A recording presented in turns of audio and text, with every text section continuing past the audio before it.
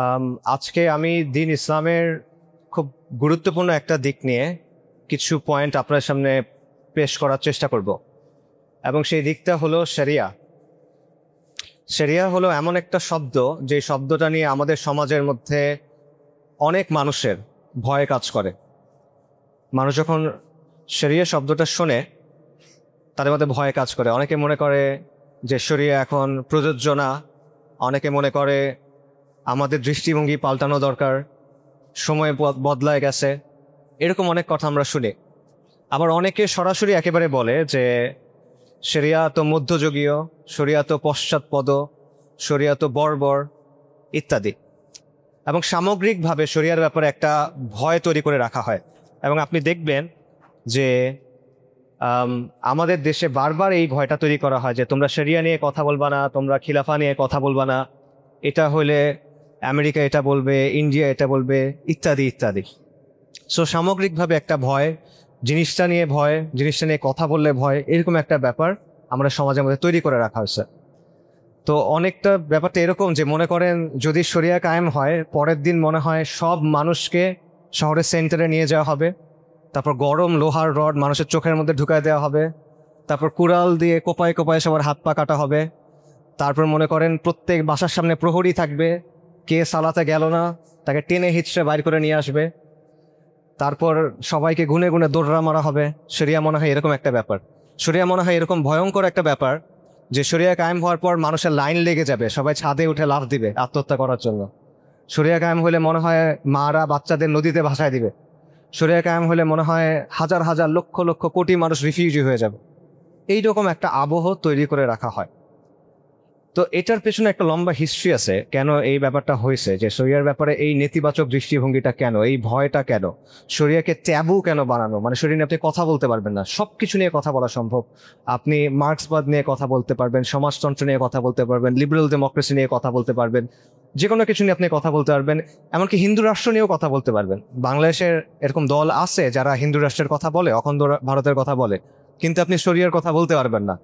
এবং শরিয়ার কথা বললে মুসলিমদের একটা অংশ বা ইসলামী বলে পরিচিত মানুষদের একটা অংশ এসে আপনাকে চুপ করে দেবে যে এখন এসব কথা বইলো না, এটা ভালো না, ক্ষতি হবে না, তোমরা অবুঝ, তোমরা অবুঝ, তোমরা কেন এখন এসব বলতেছো, এরকম আর কি।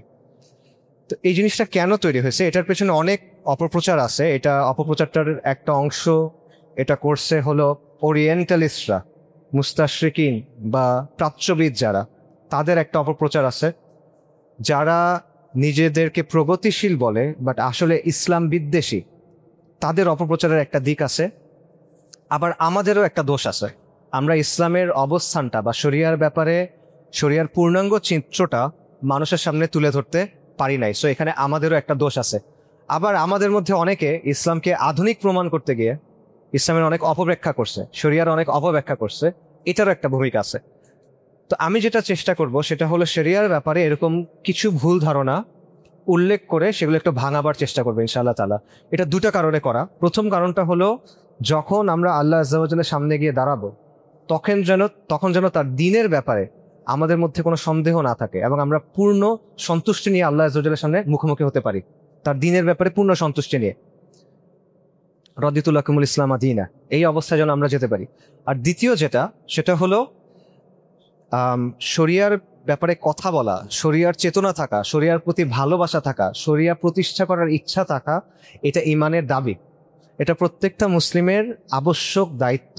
অ্যাটলিস্ট ভালোবাসাটা থাকা, অ্যাটলিস্ট চেতনাটা থাকা, অ্যাটলিস্ট ইচ্ছাটা থাকা। এটা আমাদের সমাজ থেকে অনেকটাই হারায় গেছে। আবারও বলতেছি, ইভেন ইসলামী বলে পরিচিত যে সম্প্রদায় বা সমাজের যে অংশ, তাদের মধ্যে থেকেও এটা হারায় গেছে। এই কারণে এই জায়গাটাতেও আমাদের একটু কাজ করা প্রয়োজন। পাশাপাশি একটা বিষয় মনে রাখা যে শরিয়ার বিকল্প কি, এটা একটা বাইনারির মতো। বাইনারিতে কি থাকে, দুটো অপশন থাকে, হয় 0 অথবা 1, রাইট, আর কিছু না। তো শরিয়ার ব্যাপারটাও বাইনারির মতো। যদি শরিয়া না থাকে তাহলে কি থাকে, জাহেলিয়াত থাকে। শরিয়াত না থাকার মানে হলো জাহেলিয়াত থাকা। এখানে বিকল্প আর কিছু নেই, তৃতীয় আর কোনো অপশন নাই। হয় আল্লাহর আইন থাকে, নইলে তাগুতের আইন থাকে। হয় আল্লাহর নিজাম থাকে, নইলে কুফরের নিজাম থাকে। সো এই বিষয়টাও স্পষ্ট হয়ে বোঝা। এবং বর্তমানে এই বিশ্বে আমরা অধিকাংশ জায়গায়, 99% জায়গায় আমরা এই জাহেলিয়াতের মধ্যে আছি। এবং এই নব্য জাহেলিয়াত একদিকে আমাদের দুনিয়াকে, আখিরাতকে নষ্ট করতেছে, এটা তো অবশ্যই, পাশাপাশি আমাদের দুনিয়াকেও নষ্ট করতেছে এবং আমাদেরকে সত্যের ব্যাপারে ভুলায় রাখতেছে, সত্যের ব্যাপারে আমরা বেখবর হয়ে আছি। সো এটাও আমাদের বোঝা দরকার যে শরীয়ত না থাকার মানে হলো জাহিলিয়াতের মধ্যে থাকা। আচ্ছা, ভুল ধারণা আমরা 8টা-9টার মতো মনে হয় আছে, আমরা একটা একটা করে বলি। প্রথম ভুল ধারণা, সেটা হলো শরিয়া একটা নিছক আইনি ব্যবস্থা। এটা আমাদের অনেকের ধারণা আছে যে শরিয়া হলো একটা অনেকগুলো বিধিনিষেধ, অনেকগুলো রুলস অ্যান্ড রেগুলেশনসের কম্পাইলেশন, অনেকগুলো নিয়ম, এটা অনেকগুলো আইন, এটা একটা পেনাল কোডের মতো। ব্যাপারটা এরকম না। শরিয়ার মধ্যে অবশ্যই বিধিনিষেধ, হুকুম, আহকাম, আইন আছে, কিন্তু এটা শরিয়ার একমাত্র অংশ না। ঠিক আছে, শরিয়া একটা সামগ্রিকভাবে একটা মরাল, এথিক্যাল, লিগাল সিস্টেম, যেটা আল্লাহর পক্ষ থেকে আমাদেরকে পাঠানো হয়েছে। এবং এই সিস্টেমটা কেন পাঠানো হয়েছে? যাতে বনি আদম তার যে দায়িত্ব আছে আল্লাহর খালিফা হিসেবে জমিনে, সেই দায়িত্বটা সঠিকভাবে পালন করতে পারে। শরিয়া পাঠানো হয়েছে যাতে করে হাক্কুল্লাহ এবং হাক্কুল ইবাদ, বান্দার হক এবং আল্লাহর যে হক, সেটা যেন আমরা সঠিকভাবে পালন করতে পারি। শরিয়াটা হলো ওই সিস্টেম যেটার মধ্য দিয়ে আপনি ওই রকম মানুষ তৈরি করতে পারবেন যেরকম মানুষ আল্লাহ আমাদের চান যে আমরা ওরকম হই। তো শরিয়ার মধ্যে অবশ্যই বিধিনিষেধ আছে, কিন্তু নৈতিকতা আছে, মূল্যবোধ আছে, আদর্শ আছে, এবং শরিয়া সামগ্রিকভাবে ওই সিস্টেম যেটা একটা আদর্শ মুসলিমকে তৈরি করবে। পশ্চিমের যে ব্যবস্থা, পশ্চিমের আইনের সাথে নৈতিকতার কোনো সম্পর্ক নাই। দেখবেন যে একটা জিনিস বৈধ হতে পারে কিন্তু সেটা অনৈতিক হতে পারে, রাইট? একটা জিনিস নৈতিক হতে পারে, সেটা অবৈধ হতে পারে। আইন এবং নৈতিকতা আলাদা পশ্চিমে, কিন্তু শরিয়ার মধ্যে এই সব কিছু একসাথে সম্মিলিতভাবে আছে, সমন্বিতভাবে আছে। এখানে মূল্যবোধ, মোরালিটি, লিগ্যালিটি, প্রত্যেকটা জিনিস একসাথে আছে। এবং রুহানিয়াত, যেটা আখলাকের যে বিষয়গুলো, তাজকিয়ার যে বিষয়গুলো, আদবের যে বিষয়গুলো, এই সবগুলো বিষয়ও এর মধ্যে আছে। সো আমাদের ব্যক্তিগত জীবন, পারিবারিক জীবন, সামাজিক জীবন, অর্থনৈতিক জীবন, শাসন সংক্রান্ত জীবন, অন্য শক্তির সাথে আমরা কিভাবে ডিল করব, এই প্রত্যেকটা জিনিস শরিয়ার মধ্যে সমন্বিত। এবং এর সামগ্রিক উদ্দেশ্য হলো যে তাকওয়ার প্রতিফলন, তাকওয়ার প্রতিষ্ঠা সমাজের মধ্যে, শাসনের মধ্যে, ব্যক্তির মধ্যে। কাজেই শরিয়া শুধুমাত্র একটা আইনি ব্যবস্থা না, এটা শুধুমাত্র একটা পেনাল কোড টাইপের কোনো কিছু না। দ্বিতীয় যে পয়েন্ট, এই অবস্থা কিভাবে হলো? আজকে পৃথিবীতে প্রায় 50টার বেশি মুসলিম দেশ আছে, মানে মুসলিম সংখ্যাগরিষ্ঠ ভূখণ্ড। এই 50টার বেশি মুসলিম সংখ্যাগরিষ্ঠ ভূখণ্ড থাকার পরও সেখানে শরিয়া নাই। অধিকাংশ দেশে নাই, একটা দেশে হয়তো বা আছে। এই অবস্থাটা কেন? এটা নিয়ে আমাদের মধ্যে ভুল ধারণা আছে। আমরা অনেকে এটা নিয়ে চিন্তা করি না, বেখবর। আমরা ধরেই নেই যে এভাবেই মনে হয় সবসময় ছিল। আবার আমরা অনেকে হয়তো মনে করি এরকমই শরিয়া শাসন আর বর্তমান যে শাসন আছে এর মধ্যে খুব বেশি পার্থক্য নাই। আগে হয়তোবা রাজা বাদশাহ ছিল, এখন প্রেসিডেন্ট, প্রধানমন্ত্রী, এগুলো আসছে। অথবা এই জায়গায় আমাদের মধ্যে একটা গ্যাপ আছে যে পরিবর্তনটা কিভাবে হলো। এই বিষয়টা ভালোভাবে জানা প্রয়োজন, তা না হলে আপনি সমস্যাটা বুঝবেন না। সমস্যা না বুঝলে আপনি সমাধানের পথ বের করতে পারবেন না, এটা পসিবল না। একসময় মুসলিম ভূখণ্ডগুলো, আজকে যেগুলোকে আমরা মুসলিম অধ্যুষিত ভূখণ্ড বলি, এগুলো ইসলামী শাসনের অধীনে ছিল। এগুলো ইসলামী শরিয়া দ্বারা শাসিত হতো। এগুলো পারফেক্ট ছিল না, 100-100 ছিল না, 100-100 হয় না। নবী সাল্লাল্লাহু আলাইহি ওয়াসাল্লামের পরে, খোলাফায়ে রাশিদিনের পরে কেউ 100-100 না। আমরা যাদেরকে অনেক সম্মানিত মনে করি, সালাহউদ্দিন আইয়ুবী রাহিমাহুল্লাহ, আওরঙ্গজেব রাহিমাহুল্লাহ, কুতুজ, বাইবারাস, এদের ক্ষেত্রেও আপনি দেখবেন তাদের অনেক সমালোচনার জায়গা আপনি পাবেন যদি আপনি নিরপেক্ষভাবে দেখেন। বাস্তব এটা, উলামায়ে কেরাম এগুলো আলোচনা করে গেছেন। সো ত্রুটি বিচ্যুতি ছিল, শাসকদের মধ্যে ত্রুটি বিচ্যুতি ছিল, মানুষের মধ্যেও ত্রুটি বিচ্যুতি ছিল, জুলুমও কিছু ছিল, এমন না যে জুলুমহীন ছিল। কিন্তু সামগ্রিকভাবে সিস্টেমটা ছিল শরিয়া, ইসলামিক শরিয়া। কিন্তু এই জিনিসটা পরবর্তীতে পুরোপুরিভাবে মানে তুলে ফেলা হলো, মূলোৎপাটন করা হলো। এটা কখন ঘটলো? এটা ঘটলো যখন ইউরোপ থেকে, আজকের যে ইউরোপ, সেখান থেকে পশ্চিমারা আমাদের এখানের জায়গাগুলো দখল করে নিল, যেটাকে কলোনিয়ালিজম বলে বা উপনিবেশবাদ বলে। তারা এখানে ব্যবসা করার নাম দিয়ে আসলো, এসে এখানে ক্ষমতা দখল করলো। প্রথমে তারা ক্ষমতা দখল করলো, পলিটিক্যাল সিস্টেমটা ধ্বংস করে দিল, এবং সেখানে নিজেদের একটা পলিটিক্যাল সিস্টেম স্থাপন করলো, এস্টাবলিশ করলো। তারপর তারা আমাদের অর্থনৈতিক সিস্টেম, সামাজিক সিস্টেম, শিক্ষা ব্যবস্থা, এগুলোকে ধ্বংস করে দিল, এবং সেখানে তাদের একটা সিস্টেম নিয়ে আসলো। এবং বর্তমানে এটাই চলমান। আমি একটা এক্সাম্পল দিয়ে বুঝতে সহজ হবে। বাংলার কথা চিন্তা করেন। 1757 সালে পলাশীতে সিরাজউদ্দৌলা পরাজিত হলেন। এটা হলো পলিটিক্যাল সিস্টেম পরাজয়। এরপরে 1793-এর দিকে চিরস্থায়ী বন্দোবস্ত, তারপর সূর্যাস্ত আইন, এগুলোর মাধ্যমে মুসলিম যে সমাজ ছিল সেই কাঠামোটা দুর্বল করে দেওয়া হলো, ভেঙে দেওয়া হলো। 1820 সালের দিকে ওয়াকফগুলো সব বাজেয়াপ্ত করা হলো। ওয়াকফ দিয়ে কিন্তু আমাদের মনে করেন ওলামাদের ভাতা দেওয়া, মাদ্রাসা চলা, সমাজ কল্যাণমূলক যত কাজ সব ওয়াকফের মাধ্যমে হতো, সবগুলা এরা ভেঙে ফেললো। শিক্ষা ব্যবস্থা ওয়াকফের মাধ্যমে চলতো, সব এটা তারা ভেঙে দিল। তারপরে তারা বাংলায় কি করলো, হিন্দু সম্প্রদায়কে তাদের কাছে টানলো, তাদের সহযোগী হিসেবে গ্রহণ করলো, আমাদেরকে সিস্টেম্যাটিক্যালি যত পজিশনস অফ পাওয়ার ছিল মানে প্রশাসন, বিচার, এগুলো থেকে সরায় ফেললো। এবং এখানে একটা কাজ করলো, ফার্সি দিয়ে আগে সবকিছু হতো, এখানে তারা হঠাৎ করে ইংরেজি নিয়ে আসলো। এবং পরবর্তীতে এমন পর্যায়ে হলো যে মুসলিমরা যে পড়াশোনা করবে, ইংরেজি পড়বে, সেটাও তারা পারতেছে না, কারণ ওই আর্থিক অবস্থায় তাদের নাই অধিকাংশের ক্ষেত্রে। সো এটা হলো পলিটিক্যাল সিস্টেম গেল, অর্থনৈতিক সিস্টেম, সামাজিক সিস্টেম, সবকিছু, শিক্ষা ব্যবস্থা কিভাবে তারা একটার পর একটা নষ্ট করলো। তো বর্তমানে আমাদের যেই রাষ্ট্রগুলো আছে, এবং এটা শুধুমাত্র বাংলাদেশের না, সামগ্রিকভাবেই পুরো মুসলিম বিশ্বের অধিকাংশ দেশের ক্ষেত্রে যে রাষ্ট্র ব্যবস্থা আছে, এটা হলো ওই ফিরিঙ্গিদের যে সিস্টেম সেটার একটা ধারাবাহিকতা। এটার কোনো মৌলিক পরিবর্তন নাই। মনে করেন বাংলাদেশের যে আমলাতন্ত্র, এই আমলাতন্ত্রটা হলো পাকিস্তানের আমলাতন্ত্রের ধারাবাহিকতা। পাকিস্তানের যে আমলাতন্ত্র সেটা হলো ব্রিটিশদের যে আমলাতন্ত্র সেটার ধারাবাহিকতা। এখন ব্রিটিশদের আমলাতন্ত্র তৈরি হয়েছিল কেন? ব্রিটিশরা হলো রাজা, আমরা হলাম প্রজা নাকি নাগরিক? খেয়াল করেন, আমরা হলাম প্রজা, তোর নাগরিকের থাকে অধিকার আর প্রজাকে শাসন করতে হয়। তো ব্রিটিশ যে আমলাতন্ত্র তার উদ্দেশ্য ছিল শাসন করা। সো সেই আমলাতন্ত্র আজকেও আপনাকে প্রজা হিসেবেই দেখে, আপনাকে নাগরিক হিসেবে দেখেন না। এই জন্য আপনি যখন সরকারের অফিসে যান, মনে হয় যে আপনি মনে হয় রাস্তার থেকে ভিখারি উঠে আসছেন, ওখানে মনে হয় 10 বংশের জমিদার বসা, মনে হয় কিনা? এই কারণটা হলো ওই লজিকটা এখনো রয়ে গেছে যে আপনি প্রজা, সে রাজা। সো এটা হলো আমলাতন্ত্র। একইভাবে সেনাবাহিনী, বাংলাদেশ সেনাবাহিনী হলো পাকিস্তান সেনাবাহিনী থেকে। পাকিস্তান সেনাবাহিনী কোত্থেকে? ব্রিটিশ রয়্যাল আর্মি থেকে। ব্রিটিশ রয়্যাল আর্মির কাজ কি ছিল?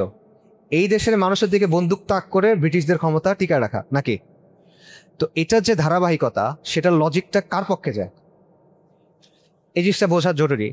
একইভাবে আমাদের যে রাজনীতি, আমাদের যে মিডিয়া, আমাদের যে শিক্ষা ব্যবস্থা, আমাদের সমাজের যে দৃষ্টিভঙ্গি, এই সবগুলো ওই সময়ের যে কাঠামো, ওই সময়ের যে দৃষ্টিভঙ্গি, ওই সময়ের যে চিন্তা, এটার ধারাবাহিকতা। এই কারণেই বর্তমানে এই যে 47-এর পর আপনি বলতে পারেন যে এত বছর তো হয়ে গেল, ইংরেজরা চলে গেছে, আলজেরিয়া থেকে ফ্রেঞ্চরা চলে গেছে, অন্যান্য জায়গায় যারা ছিল সবাই চলে গেছে, তাহলে শরিয়া আসলো না কেন? কারণ আপনি সত্যিকার অর্থে স্বাধীনই হইতে পারেন না। আপনার হাতে কিছু রং বেরঙের কাগজ ধরাই দিছে, কাপড় ধরাই দিছে, পতাকা, আপনাকে কিছু গান বাজনা ধরাই দিছে, বেসুরে গান বাজনা, ওগুলো নিয়ে আপনি মনে করতেছেন যে আপনি স্বাধীন। জাতীয় সঙ্গীত, জাতীয় পতাকা, ওরা মানচিত্র আঁকছে, মদ খেয়ে মাতাল হয়ে মানচিত্র আঁকছে, সেই মানচিত্র নিয়ে আপনি গর্ব করতেছেন। আপনারা আরবের মানচিত্র দেখবেন, সোজা সোজা লাইন। দুনিয়াতে কখনো সোজা সোজা লাইনে কিছু হয় না। হয় নদী, জমি, কোনো কিছু সোজা লাইনে হয় কিনা? সোজা লাইনে মানুষ টানে কেন? কারণ ওরা এইভাবে রাতের বেলা মটটত খেয়ে ঠিক করছে যে আমরা কিভাবে ভাগ করবো দেশগুলা। সো এই বর্ডারগুলো এরকম সাদা সোজা লাইনে টানা, উল্টাপাল্টা হিসাব করে করা। সো এই বিষয়গুলোর ভিত্তিতে আপনি আপনার পরিচয় তৈরি করতেছেন, এই বিষয়গুলোর ভিত্তিতে আপনি আপনার মূল্যবোধ তৈরি করতেছেন। তো সেটা কখনো ঠিক হবে না। সো এই বিষয়টা বোঝা খুব জরুরি। আরেকটা বিষয় দেখেন, যে পশ্চিমের একটা নির্দিষ্ট দৃষ্টিভঙ্গি আছে, তারা সবসময় মনে করে যে তাদের যে শিক্ষা, তাদের যে চিন্তা, তাদের মূল্যবোধ, তাদের সংস্কৃতি, এটা শ্রেষ্ঠ এবং বাকি সবকিছু খারাপ। এবং তারা এটা দিয়ে তাদের যে দখলদারিত্ব, তাদের যে লুটপাট, তাদের যে খুন, এগুলার বৈধতা দিত। তারা মনে করত যে আমরা এই উপমহাদেশে আসছি, আমরা আরবে আসছি, এটা তো আমরা ওদেরকে ফেভার করতেছি, আমরা এসে ওদের টাকা নিব, আমরা এসে ওদের জমি দখল করব, বিনিময়ে ওদেরকে আমরা সভ্য বানাবো। এরা বর্বর, এরা জন্তু টাইপের মানুষ, এরা এখনো মধ্যযুগে পড়ে আছে, আমরা এদেরকে সভ্য বানাবো। আর এই সভ্য বানাবো, এটার ফি হইলো এদের কাছ থেকে আমরা এই জমি টমি সব দখল করব। আমরা যে এদের শাসন করতেছি এটা এদের জন্য নিয়ামত। এটা হলো তাদের দৃষ্টিভঙ্গি। এবং ইসলামের ব্যাপারে তাদের দৃষ্টিভঙ্গি কি? ইসলাম তাদের কাছে খুবই নেতিবাচক কিছু। ক্রুসেডের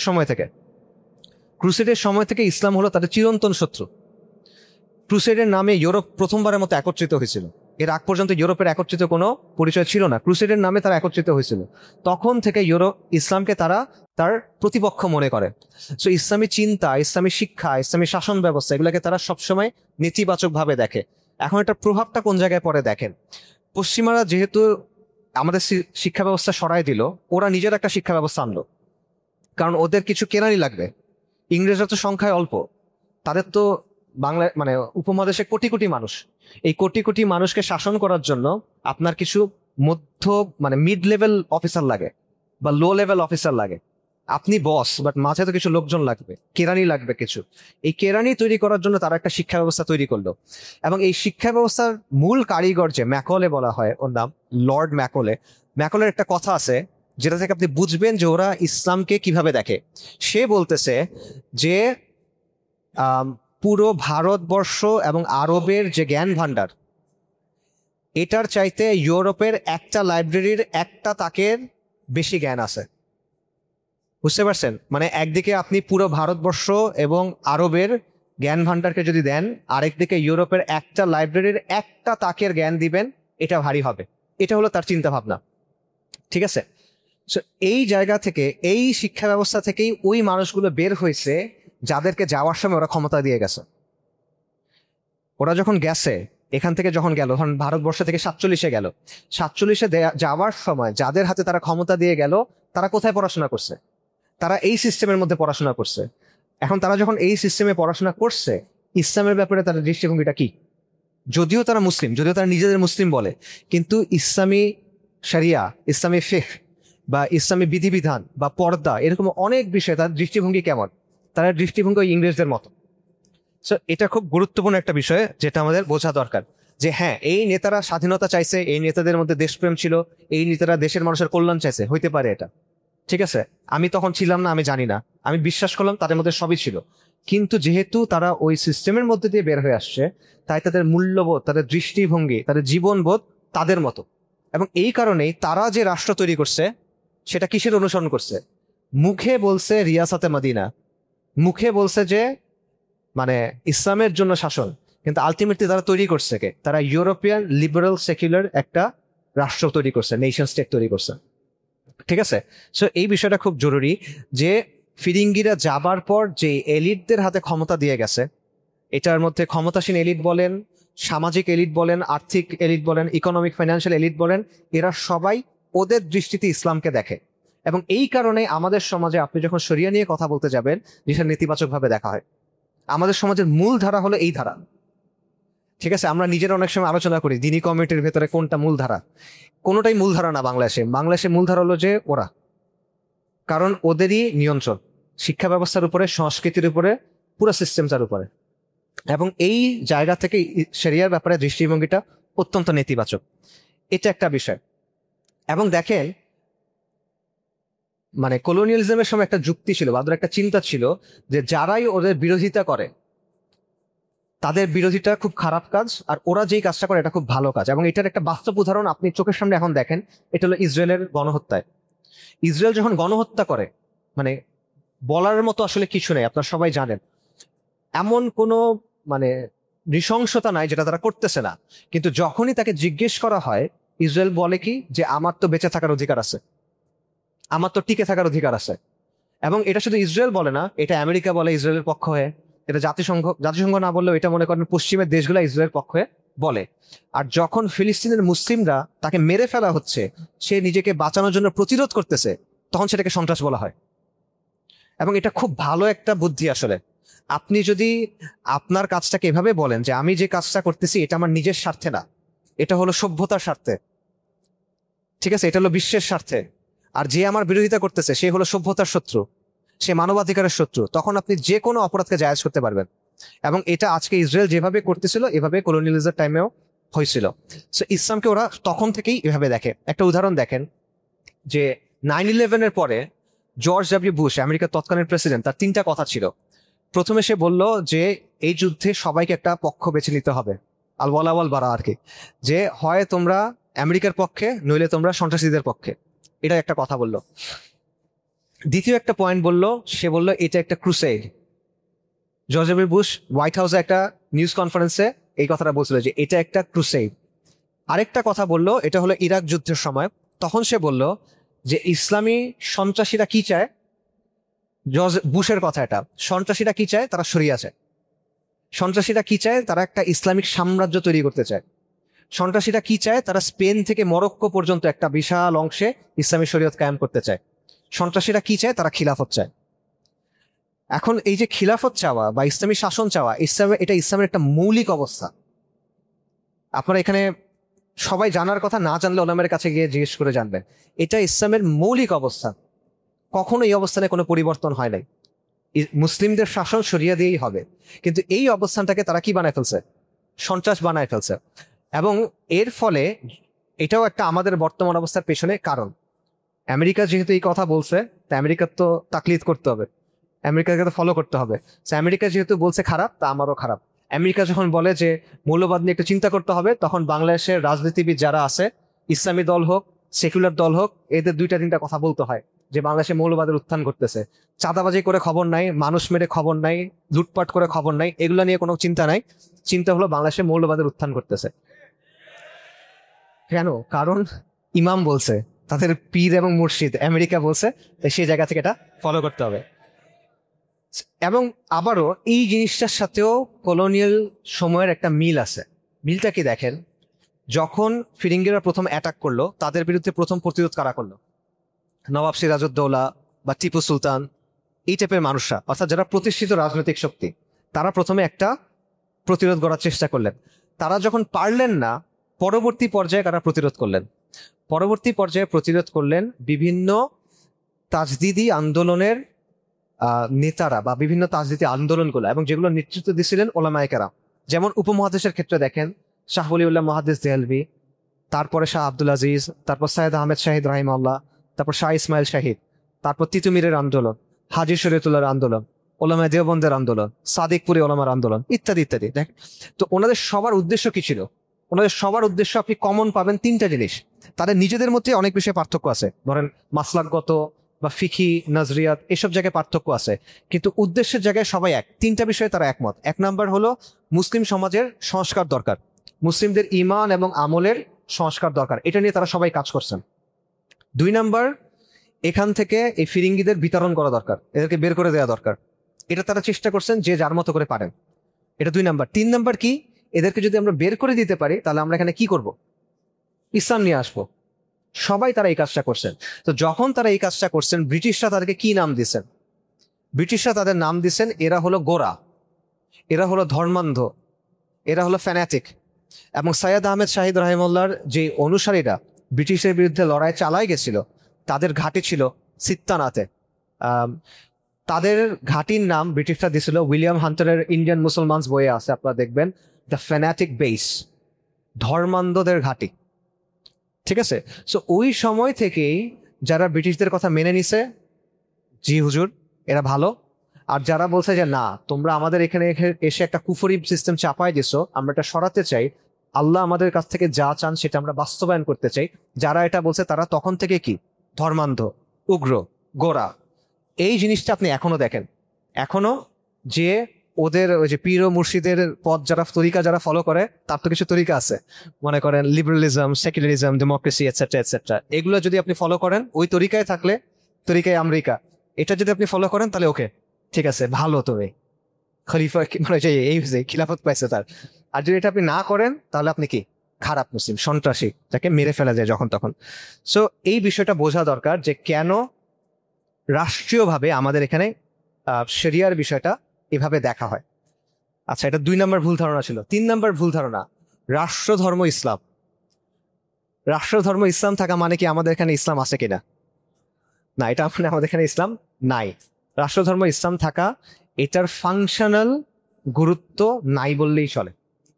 এটা কিরকম? যেমন ধরেন আমাদের, আবারও এটা শুধুমাত্র বাংলাদেশের জন্য না, যে মুসলিম ভূখণ্ডগুলো আছে, এখানে যে রাষ্ট্র কাঠামো আছে, এটা হলো সেকুলার রাষ্ট্র। এখন সেকুলার মানে কি? সেকুলার শাসন মানে কি? সেকুলার শাসন মানে কি ধর্ম যার যার উৎসব সবার? সেকুলার শাসন মানে কি অসাম্প্রদায়িকতা, ধর্মনিরপেক্ষতা? নাকি সেকুলার শাসন মানে কি ইসলাম বিদ্বেষ? কোনটা? এটার একটাও না আসলে।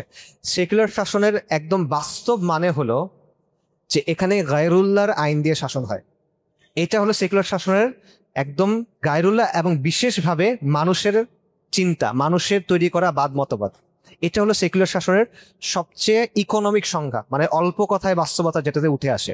সেকুলার শাসন হলো ওই শাসন ব্যবস্থা যেখানে মানুষ তার যুক্তি দিয়ে, বুদ্ধি দিয়ে, খেয়াল খুশি দিয়ে কিছু বাদ মতবাদ তৈরি করছে, তন্ত্রমন্ত্র তৈরি করছে, সেগুলো দিয়ে সে শাসন করবে, এবং এখানে আল্লাহর ওয়াহির, নবী সাল্লাল্লাহু আলাইহি সাল্লামের কথার কোনো মূল্য নাই। এটা হলো সেকুলার শাসন। তো এইটা হলো আপনার শাসন ব্যবস্থা। এই আইনে একটা দেশ চলে। এখন এখানে আপনি রাষ্ট্রধর্ম ইসলাম দেন, নাকি জৈন ধর্ম দেন, নাকি শিখ ধর্ম দেন, এটা কিচ্ছু যায় আসে না, কারণ ফাংশনালি এটা ওইভাবেই চলতেছে। ঠিক আছে, আমি বাংলাদেশের ক্ষেত্রে যদি দেখেন, ধরেন ডেমোক্রেসির ক্ষেত্রে যদি দেখেন, ডেমোক্রেসি কি করে? ডেমোক্রেসি বলে সকল ক্ষমতা জনগণের, সার্বভৌমত্ব জনগণের। এই জনগণ এই সার্বভৌম ক্ষমতা কিভাবে কাজে লাগায়? জনগণ কি নিজে এসে শাসন করে? করে না। জনগণ কি করে? সে ভোট দেয়, নির্বাচন করে, নির্বাচন করে সে কিছু মানুষকে বাছাই করে। এই মানুষগুলোকে কি বলে? জনপ্রতিনিধি। জনপ্রতিনিধি কি করে? জনপ্রতিনিধি সংসদে যায়। এখন সংসদের কাজ কি? সংসদের একটা নাম আছে, বলতে পারবেন? না, পার্লামেন্ট সংসদে ইংরেজি। সংসদের নাম হলো আইনসভা, লেজিসলেটিভ কাউন্সিল। মানে কি? জনগণ তার সার্বভৌম ক্ষমতা কিছু মানুষকে ডেলিগেট করছে, সে তার সার্বভৌম ক্ষমতা কিছু মানুষকে দিয়ে দিছে যে তুমি আমার উকিল, তুমি আমার প্রতিনিধি, তুমি এখন এই পরিষদে যাও, এবার তুমি গিয়ে আইন বানাও। এটা হলো সংসদের কাজ। এই জন্যই সংসদের নাম আইনসভা, বিধানসভা, লেজিসলেটিভ কাউন্সিল। সেখানে গিয়ে মানুষ তার খেয়াল খুশি মতো আইন বানায়, এবং সেই আইনকে সে আল্লাহর আইনের উপরে স্থান দেয়। শুধু সেটা না, আল্লাহর আইনকে সে বাতিল করে, এবং সে এটা আপনার উপর বাধ্যতামূলক চাপায় দেয়। আপনি অন্য আইন চাইতে পারবেন না, রাইট? সো এই জিনিসটা হয়। তো এইটার এরকম যখন একটা ব্যবস্থা, তখন সেই ব্যবস্থায় আপনি যদি বলেন যে রাষ্ট্রধর্ম ইসলাম, এটা যদি আপনি সংবিধানের প্রথম 10 পাতায় শুরু থেকে শেষ পর্যন্ত লিখে রাখেন, প্রথম 10 পাতায় আর কোনো কথা নেই, বারবার খালি এটাই লেখা, তাতে কি বাস্তবতা পরিবর্তন হয়? মনে করেন একটা ব্যক্তি, সে প্রকাশ্যে আল্লাহকে গালি দেয়, সে প্রকাশ্যে নবী সাল্লাল্লাহু আলাইহি ওয়াসাল্লামের অবমাননা করে, স্পষ্ট, এখানে কোনো সংশয়ের জায়গা নেই। এখন এই লোক, তার পিতা মারা গেল, এখন আপনি যদি গিয়ে বলেন যে এই লোক তার বাবার সম্পদের উত্তরাধিকার হইতে পারবে না, কারণ ইসলামের একটা নিয়ম হলো কাফের কখনো মুসলিমের সম্পদের উত্তরাধিকার হইতে পারে না, এটা কি রাষ্ট্র মানবে? মানবে না। কেন? কারণ জাতীয় পরিচয়পত্রে লেখা আছে সে মুসলিম, এই জন্য সে মানবে না। এই লোক একটা মুসলিম মহিলাকে বিয়ে করলো, আপনি কি যখন মানা করেন যে না, কোনো মুরতাদ কখনো মুসলিম মহিলাকে বিয়ে করতে পারে না, এটা ইসলামের স্পষ্ট বিধান, কারো ইখতিলাফ নাই, এটা কি রাষ্ট্র মানবে? মানবে না। কেন? কারণ সে লোক, এখানে লেখা যে সে মুসলিম। এরকম আরেকটা কথা আছে যে কোরআন সুন্নাহ বিরোধী কোনো আইন তৈরি করা হবে না। এগুলো আপনারা এখন অনেক শুনবেন, সামনে নির্বাচন আছে, তো এগুলো এখন অনেক শুনবেন। এগুলো হলো যে আপনাদের যাদের ছোট ভাই আছে বা ছোট বাচ্চা আছে, বাচ্চা মনে করেন চিড়িয়াখানায় গেছে, একটা ঘোড়া দেখছে, ঘোড়া দেখে বলছে যে বাবা আমাকে বা ভাইয়া আমাকে ঘোড়া কিনে দাও, আমার একটা ঘোড়া লাগবে, কান্নাকাটি করতেছে। আপনি বুঝলেন না যে দিব দিব, এই তো কয়েকদিন পরে বাসায় চলো কিনে দিব। এটা কেন দেন? কারণ আপনি জানেন যে তার মনে থাকবে না, সে ভুলে যাবে। যেহেতু সে ভুলে যাবে, তাকে একটা তাদেরকে আটকায় রাখে না ঘরের মধ্যে, তাদের এফিডেভিট সবকিছু করা, এরপরে তাদেরকে ফ্যামিলি ধরে নিয়ে যায় না? পার্বত্য চট্টগ্রামে এরকম ঘটনা ঘটছে না? নমুসলিমকে মেরে ফেলছে না? এরকম কত ঘটনা আছে। কাদিয়ানিরা তাদের দাওয়াতি কাজকর্ম করে, সেখানে মুসলিমরা কাজ করতে গেলে তাদেরকে জেলে ধরে নিয়ে যায়। মিশনারিরা দাওয়াতি কাজ করে, ওলামায়ে কেরাম কাজ করতে গেছে, আপনারা জানেন জুবাইর সাহেব হাফিজুল্লাহ, ওনাদেরকে জেলে থাকতে হয়েছে। কেন? কিসের জন্য? কিসের জন্য? দেশের আইনে তো ওটা কোনো অবৈধ কিছু না, তাও তো সেটা মানা হয় নাই। তো এই রাষ্ট্রধর্ম ইসলাম আর কোরআন সুন্নাহ বিরোধী আইন করা হবে না, এটা দিয়ে আপনি কি অর্জন করছেন বলেন? কিচ্ছু না। এটার কোনো ফাংশনাল ভ্যালিডিটি নাই, এটার কোনো মানে কার্যকারিতা নাই। এটা হলো একটা জিনিস যেটা আপনাকে দেয়া হয় বুঝ দিয়ে রাখার জন্য, কারণ এটা হলে আপনিও হয়তোবা থাক কিছু করার দরকার নাই, কিছু তো আছে, শান্ত থাকি আমি, এই জিনিসটার মধ্যে আপনি থাকেন, সন্তুষ্ট থাকে, আমি তৃপ্ত থাকি, আর কিছু না হোক, রাষ্ট্রধর্ম তো ইসলাম। ওই তো বলছে কোরআন সুন্নাহ বিরোধী আইন হবে না, খুব ভালো হয়েছে। কারণ এইটা যদি আপনি বলে করেন যে না, এরকম তো হওয়ার কথা না, এখানে অন্যরকম কিছু হওয়ার কথা, এবং এখানে আমার একটা দায়িত্ব আছে, এই চিন্তাটা তো সমস্যার একটা চিন্তা। এই চিন্তাটা ঢুকলে আপনি তো আপনার সাধারণ জীবনে ফেরত যেতে পারবেন না। এই চিন্তাটা ঢুকলে আপনার তো মনে হবে যে আল্লাহর সামনে গিয়ে আমার একদিন দাঁড়াইতে হবে, তাহলে আমি কি বলবো?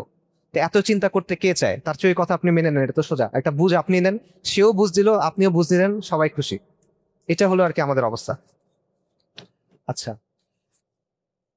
3 নাম্বার ভুল ধারণা ছিল। 4 নাম্বার ভুল ধারণা, এটা হলো শরিয়াকে ঐচ্ছিক বিষয় মনে করা। অনেক মানুষ এটা মনে করে যে শরিয়া মনে হয় ঐচ্ছিক কিছু, যে একটা মানুষ নামাজ পড়ে রোজা পড়ে নামাজ পড়ে রোজা রাখে, হজ করছে, জাকাত দেয়, কিন্তু সে শরীয়ত চায় না, সে মনে হয় মুসলিম থাকতে পারবে এভাবে। এটা এরকম বিষয় না, এটা আবশ্যকতা। যখন কেউ বলে লা ইলাহা ইল্লাল্লাহ মুহাম্মাদুর রাসূলুল্লাহ, তখন সে স্বীকার করে নিছে যেই বিষয়ে আল্লাহ আযজা ওয়া জাল্লার কোনো বক্তব্য আছে ওই জায়গায় আমার আর কোনো বক্তব্য নাই। যেই জিনিসটা আল্লাহ আমার জন্য আবশ্যক করছেন আমি ওটা মেনে নিলাম, যেই বিষয়টা আল্লাহ আমার জন্য হারাম করছেন আমি এটা মেনে নিয়ে। আপনি আল্লাহর উপর খবরদারি করতে পারবেন না, নাউজুবিল্লাহ, এটা সম্ভব না। এবং এই বৈশিষ্ট্যটা বনি ইসরায়েলের একটা বৈশিষ্ট্য। বনি ইসরায়েল কি করে, আল্লাহ আযজা ওয়া জাল্লার সাথে তারা চালাকি করতে চায়। যেমন কোরআনে সূরা বাকারায় একটা ঘটনা আছে যে তাদেরকে একটা দিন মাছ ধরতে মানা করা হয়েছে। তো তখন তারা একটা হিয়াল করছে, এটা মানে ইসলাম মানে একটা আইনটাকে ঘুরায় কি বলে মানে পাশ কাটায় যাওয়ার জন্য একটা কৌশল করছে।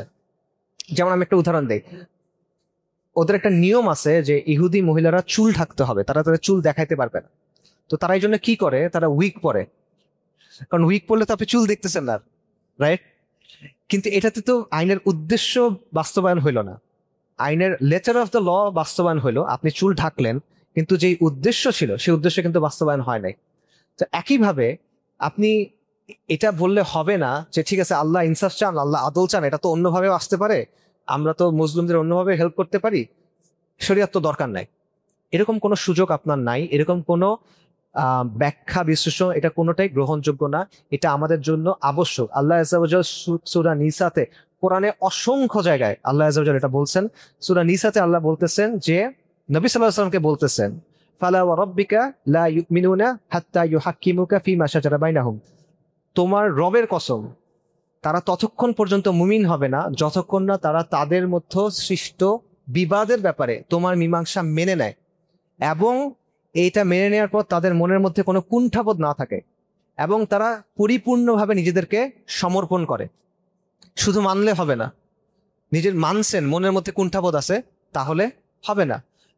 আল্লাহ আযজা ওয়া জাল্লা সূরা আন-নূরে বলতেছেন যে মুমিন নর এবং নারীকে যখন আল্লাহ এবং তার রাসূলের দিকে আহ্বান করা হয় তখন তারা কি বলে, তখন তারা বলে সামিয়ানা ওয়া আতাআনা, আমরা শুনলাম এবং আমরা মেনে নিলাম, ওয়া উলাইকা হুমুল মুফলিহুন, এবং তারাই সফলকাম। আল্লাহ সুবহানাহু ওয়া তাআলা কোরআনে বলছেন আফা হুকমুল জাহিলিয়াতি ইয়াবগুন ওয়া মান আহসানু মিনাল্লাহি হুকমান লিকওমিন ইউকিনুন, যে তাহলে কি তোমরা জাহেলিয়াতের শাসন কামনা করো? দৃঢ় বিশ্বাসী কওমের জন্য আল্লাহর চেয়ে উত্তম বিধানদাতা কে? আল্লাহর চেয়ে উত্তম বিধানদাতা তো কেউ না। এটা তো রেটরিক্যাল প্রশ্ন। আলাইসাল্লাহু বিআহকামিল হাকিমিন, আল্লাহর চেয়ে উত্তম তো কেউ না, এটা তো হইতেই পারে না। যদি কেউ বলে যে না আল্লাহর চেয়ে উত্তম কেউ, সে মুসলিম আছে কিনা বলেন? সম্ভব কিনা বলেন? অসম্ভব। যদি কেউ বলে যে আল্লাহ সুবহানাহু ওয়া তাআলা বলছেন যে আমাদের দিনে 5 বার সালাত আদায় করতে হবে, নামাজ পড়তে হবে, কেউ এসে বললো না 4 বার, কেউ এসে বললো না 7 বার, কেউ এসে বললো না 2 বার, সে মুসলিম থাকতে পারবে কিনা? আল্লাহ সুবহানাহু ওয়া তাআলা বলছেন রমাদানে আমাদের রোজা রাখতে হবে 30 দিন বা চাঁদ দেখে ওই পরিমাণ সময়, আপনি এসে বলেন না সফর মাসে রাখতে হবে, সে মুসলিম থাকবে কিনা? আবু বকর রাদিয়াল্লাহু আনহুর শাসনের সময় আরবের গোত্ররা একটা মাসালায় মতপার্থক্য করছিল, একটা মাসালায়, শুধুমাত্র জাকাতের মাসালায় তারা মতপার্থক্য করছে, এবং তারা বিদ্রোহ করছে, এবং তারা বলছে এটা আমরা নবীকে দিতাম সাল্লাল্লাহু আলাইহি ওয়াসাল্লাম, এটা আবু বকরকে আমরা দিব না রাদিয়াল্লাহু আনহু। একটা মাসালা, তাদেরকে আমরা কি বলি, ওই যুদ্ধকে কি বলা হয়? রিদ্দার যুদ্ধ, হারবুর রিদ্দা। ওই একটা মাসালা অস্বীকার করার কারণে এরা সবাই মুরতাদ হয়ে গেছে। এবং আপনারা তারিখের বই পড়ে দেখবেন, ইতিহাসের বই, অধিকাংশ আরব তখন, গোত্রগুলো তখন মুরতাদ হয়ে গেছিল, অধিকাংশ, হিজাজ এবং আশেপাশে একটু জায়গা ছাড়া। তো ওই জিনিসটা, একটা বিধান অস্বীকার করার কারণে যদি এটা মুরতাদ হয় তারা, আপনি পুরা শরীয়তটা অস্বীকার করে ফেলছেন। এখন আপনি নামাজ পড়েন, আপনি বায়তুল্লাহর সামনে শুয়ে বসে থাকেন, আপনার কিভাবে ঈমান থাকে বলেন?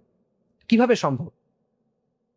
আমি যখন, এটা আজকে থেকে 1 বছর আগের কথা, মোটামুটি 1 বছর আগের কথা, আমি যখন বলছিলাম যে শরিয়া, যদি কেউ মুমিন হয় তাকে অবশ্যই ইসলামের শাসন চাইতে হবে, যেভাবে যে মুমিন হয় তাকে অবশ্যই নামাজকে চাইতে হবে, নামাজ পড়তে হবে, তাই না? অস্বীকার করার কোনো সুযোগ তো তার নাই। সে পড়তে পারে, এটা ভিন্ন কথা, এটা অন্য মাসালা, কিন্তু তার চাইতে তো হবে, সে নামাজকে অস্বীকার তো করতে পারবে না। একইভাবে কেউ যদি মুমিন হয় তাকে অবশ্যই ইসলামী শাসন চাইতে হবে, এটা নন নেগোশিয়েবল, এখানে কোনো দর কষাকষির সুযোগ নাই। এবং কেউ যদি ইসলামের চাইতে অন্য কিছুকে উত্তম মনে করে, আল্লাহর দেওয়া বিধানের চাইতে কেউ আরেকটা বিধানকে উত্তম মনে করে, আল্লাহর দেওয়া বিধানের চাইতে কেউ আরেকটা বিধানকে উপযোগী মনে করে, এখন আল্লাহরটা খুবই ভালো কিন্তু এখনের জন্য অন্যটা উপযোগী, এটা যদি কেউ মনে করে যে দুটা সমান, এটা কুফর আকবর। ওই সময় অনেকে তখন আমাকে বলছে যে আমি কেন এই কথা বললাম, অথচ এটা আমার নিজের কথা না। 1400 বছর ধরে অসংখ্য বইয়ে এই জিনিসপত্র লেখা আছে, এটা ওয়ার্ড ফর ওয়ার্ড এরকম আপনারা বইয়ে পাবেন অসংখ্য, এটা নকল করার কথা, এটা আমার নিজের কথা না। তা আলহামদুলিল্লাহ পরবর্তীতে অনেক বিখ্যাত বড় বড় মানুষ একই কথা বলছে। সো এই বিষয়টা আমাদের মাথায় রাখা, যে শরিয়া একটা আবশ্যকতা, এটা আপনার জন্য আল্লাহ ছেড়ে দেন নাই যে তোমার ইচ্ছে হইলে করো, ইচ্ছা না হলে করো না, এটা আমাদের জন্য আবশ্যকতা। আচ্ছা, এখানে আরেকটা বিষয় বোঝা যে শরিয়ার ব্যাপারে কিছু বিষয় আছে যেখানে মতপার্থক্যের জায়গা আছে এবং সেখানে ভিন্ন ভিন্ন ইজতিহাদ আছে, মুজতাহিদ উলামায়ে কেরামের, আইম্মায়ে কেরামের। এইখানে মতপার্থক্য থাকার মানে শরীয়তের ব্যাপারে মতপার্থক্য থাকা না, ঠিক আছে? শরিয়াতে যে বিষয়গুলোর মতপার্থক্যের জায়গা আছে সেখানে যদি মতপার্থক্য থাকে তাহলে এটা শরীয়তের নিয়ম মেনে, শরীয়তের সীমানার ভেতরে, এবং এটা আল্লাহকে খুশি করার জন্যই। সো এই ইখতিলাফে বিষয়ে যে মতপার্থক্য আছে, এই মতপার্থক্যের মাধ্যমে শরিয়াকে অস্বীকার করা হয় না, এটা একটু ভালো মতো বোঝা দরকার।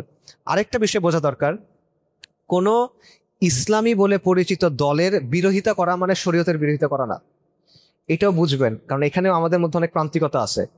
কোনো একটা দল, সেটা ইসলামী দল বলে পরিচিত, অথবা তারা আসলে ইসলামী দল এবং তারা ইসলামী শরিয়া প্রতিষ্ঠার জন্য কাজ করতে চায়, কিন্তু সবারই ভুল ত্রুটি থাকে, তাদেরও হয়তো বা কোনো ভুল ত্রুটি আছে, অথবা ব্যক্তিগত কোনো কারণে কোনো ব্যক্তি তাকে ওই দলকে পছন্দ করে না, এটা হইতে পারে না, হইতে পারে। এখন সে ওই দল পছন্দ করে না, তার মানে এইটা না যে সে ইসলামী শরিয়তকে পছন্দ করে না। দলটা আর শরিয়ত এক জিনিস না, কারণ এরকম দল বিশ্বে আছে যারা ইসলামী শরিয়ত প্রতিষ্ঠার জন্য কাজ করে বলে, কিন্তু কেউ যদি তার সাথে দ্বিমত করে তখন তাকে মেরে ফেলে, কেউ যদি তার আনুগত্য গ্রহণ না করে তখন তাকে মেরে ফেলে, এবং তারা বলে যে তার বিরোধিতা করা মানে শরিয়তের বিরোধিতা করা। এটা অত্যন্ত ভুল চিন্তা এবং গোমরাহী চিন্তা। দল আর শরিয়া এক জিনিস না, এটা একটু মাথায় রাখা, ঠিক আছে? আচ্ছা, আরেকটা চিন্তা হলো ভুল ধারণা 5 নাম্বার, যে শরীয়তের বিধানগুলা বা শরীয়ত আজকের দিনের জন্য উপযুক্ত না, ঠিক আছে? শরীয়ত আজকের জন্য উপযুক্ত না।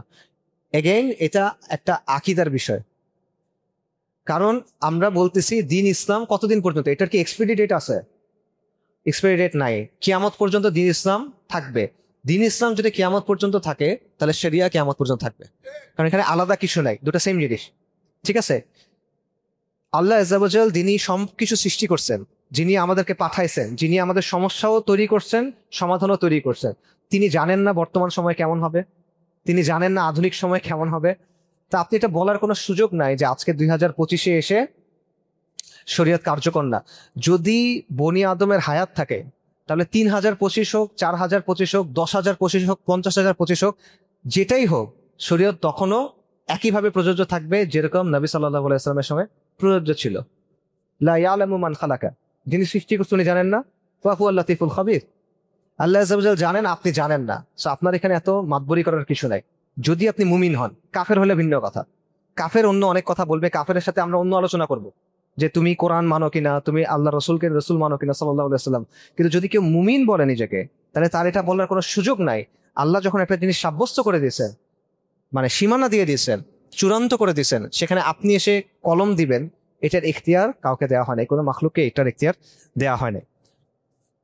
এবং এই জায়গাগুলোতে আমাদের সমস্যা যেটা হচ্ছে যে আমরা এই যে শরিয়াকে এখনকার সময়ে অ্যাপ্রোপ্রিয়েট মনে না করার একটা বড় কারণ হলো আমাদের চিন্তার ফোকাসটা সরে গেছে। আপনি দেখবেন যখন ধরেন অনেক জনপ্রিয় অনুষ্ঠান হয় যেখানে একজন আলেম বা একজন মুফতি, তাকে অনেক প্রশ্ন করা হয় এবং উনি উত্তর দেন, এরকম অনেক অনুষ্ঠান হয় না?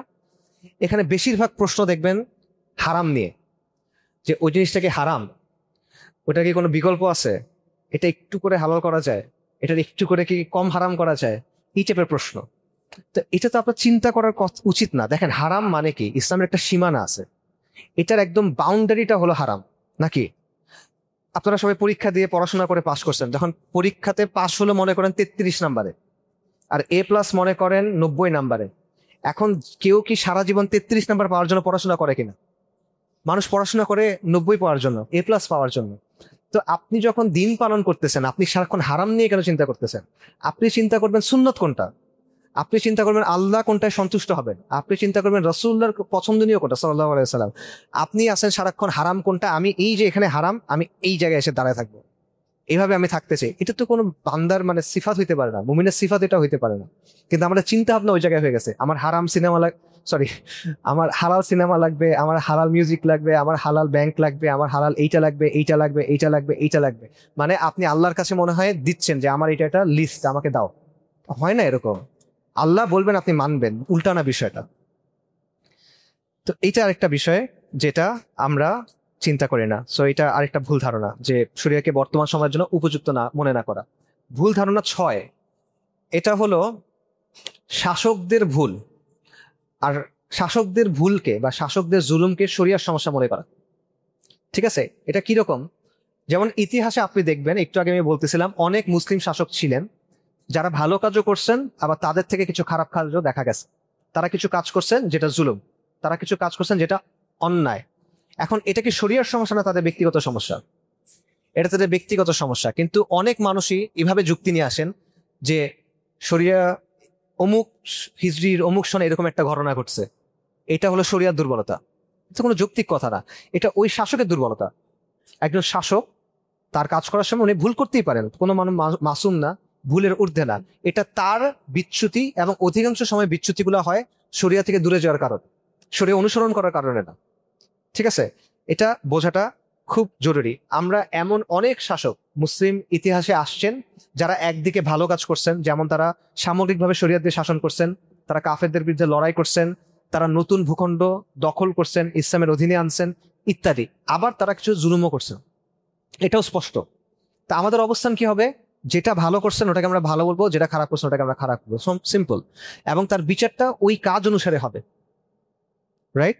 সো এই বিষয়টা বোঝা যে কেউ একজন খারাপ কাজ করছে, এটা শরিয়াত দুর্বলতা না, এটা ওই ব্যক্তির দুর্বলতা। এটা একটা দিক। আরেকটা হলো বর্তমানে যে শাসকরা আছে বিভিন্ন দেশের, এই শাসকদের ভুলগুলাকে দেখায় অনেক মানুষ বলে যে হ্যাঁ তোমাদের শরিয়া কেমন, এই দেখো এরা কি করে। তো বর্তমানে যে শাসকরা আছে এরা তো শরিয়ার ধারে কাছেই নাই, এরা তো মুসলিমদের যে শত্রু তাদের সাথে হাত মিলাইছে। এরা তো আমেরিকার গোলামি করে, এরা ইসরায়েলের গোলামি করে, তাই না? এরা জাতিসংঘের গোলামি করে। তো এই শাসকরা তো ওই অর্থে শরী শাসকই না, তারা তো মানে মুসলিম শাসকই না ওই অর্থে। তো তাদের জিনিসটা শরিয়াতের বিপক্ষে দলিল হইলো কিভাবে? তো এই জিনিসটা মানুষ বুঝে না। এটা এই সমস্যাটা কেন তৈরি হয়? যে এদের কিছু অনুগত আলেম থাকে, বা এদের কিছু অনুগত দরবারি আলেম থাকে, যে সে কনসার্ট করতেছে পবিত্র শহরে, সেটারও একটা ব্যাখ্যা সে দিয়ে দিবে। সে ইসরায়েলের সাথে চুক্তি করতেছে, এটার একটা ব্যাখ্যাও সে দিয়ে দিবে। এবং এরা এমন একটা ভাইব দিবে আপনাকে যে এরা মনে হয় একদম মানে খোলাফায়ে রাশিদিনের সময়ের শাসক। এইটার কারণে সাধারণ মানুষের মধ্যে তখন কনফিউশন তৈরি হয় যে এরা যদি এমনই হয়, আবার এই কাজগুলো তো ভুল, তাহলে এটা কি সমস্যা শরিয়ার কিনা? এটা শরিয়ার সমস্যা না, এটা হলো এই ব্যক্তিগুলোর সমস্যা বা শাসকগুলোর সমস্যা, যারা টু বিগিন উইথ শরিয়া দিয়ে শাসনই করতেছে না। এটা হলো একটা দিক। আরেকটা দিক দেখেন, জুলুম সব ব্যবস্থায় হয়। আজকে আপনি যেই ব্যবস্থার কথা বলেন, এই যে সেকুলার ব্যবস্থা, এটাতে জুলুম হয় না?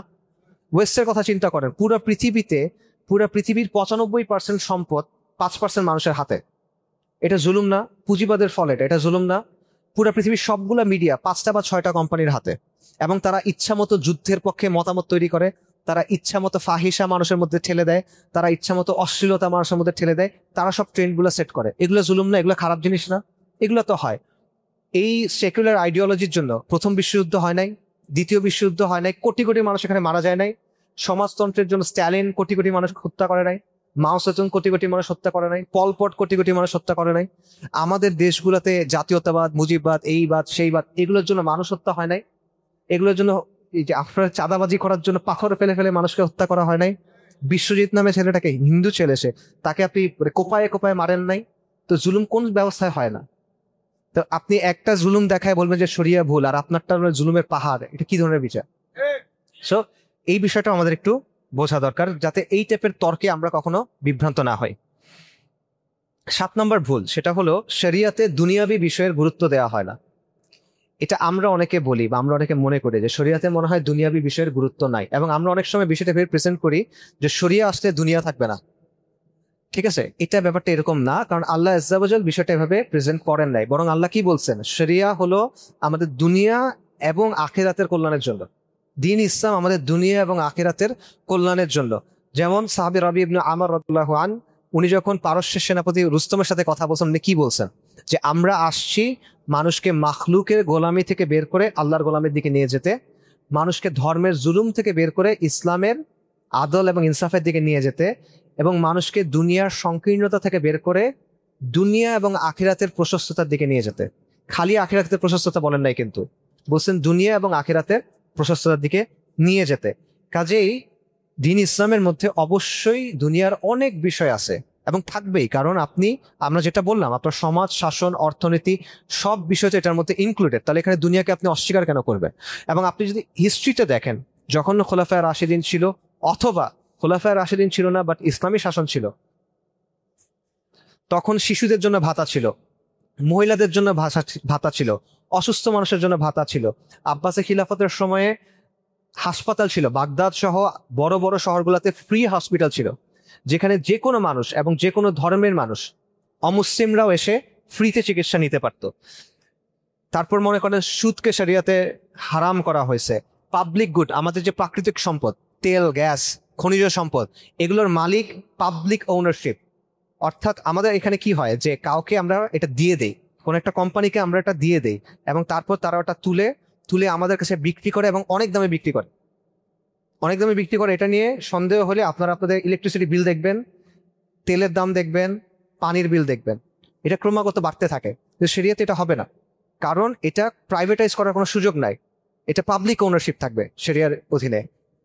ট্যাক্স, আমাদের যে ব্যাপক পরিমাণ ট্যাক্স, এই ট্যাক্স শরিয়াতে থাকবে না। তারপরে যে একচেটিয়া ব্যবসা, মনোপলি ব্যবসা, যেটা এই যে আমরা একটু আগে বললাম যে 95% মানে সম্পদ 5% বা তার চেয়ে কম কোম্পানির কাছে, এই জিনিসটা হবে না। এই ধরনের ভারসাম্যহীন ব্যবস্থা শরিয়ার মধ্যে থাকবে না। তো এগুলো দুনিয়ার বিষয় না, এগুলো বর্তমানে প্রয়োজন না, বর্তমানে এগুলো আরো অনেক বেশি প্রয়োজন।